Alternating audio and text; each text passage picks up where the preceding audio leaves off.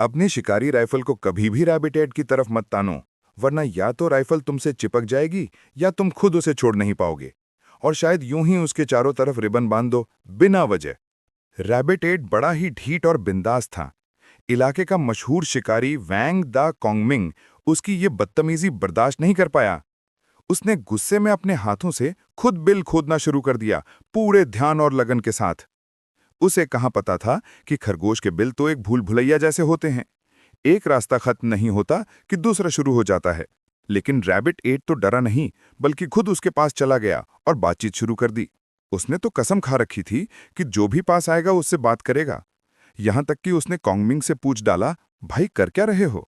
कॉन्गमिंग ने पूरी ईमानदारी से जवाब दिया, खरगोश पकड़ रहा हूं। ये सुनते ही रैबिट एट के होश उड़ गए। उसने सोचा, इतने बेवकूफ लोग देखे हैं पर इतना नहीं। उसने मजाकिया अंदाज में पूछा, अच्छा बताओ, ये खरगोश दिखते कैसे हैं? क्या उनके लंबे कान, मुलायम बाल, छोटी सी पूंछ और मेरी तरह घूमते रहते हैं? यहीं कॉन्गमिंग को समझ आया कि मामला कुछ गड़बड़ है। उसने मुस्कुराते हुए कहा, मुझे लगता है तुम ही खरगोश जैसे लग रहे हो। रैबिट एट ने गंभीर नजरों से उसकी तरफ देखा और कहा, जो मैं कहने जा रहा हूं वो सीक्रेट है। अगले ही पल जमीन हिल गई और दोनों में जबरदस्त लड़ाई छिड़ गई। कॉन्गमिंग, जो राइफल से लैस था, आगे बढ़ा, लेकिन उसे ये नहीं मालूम था कि रैबिट लाओबा पहले ही उसे बेवकूफ बना चुका है। लाओबा ने उसकी आंखों पर पट्टी बांधी और गेस द नेम वाला खेल खेलने लगा।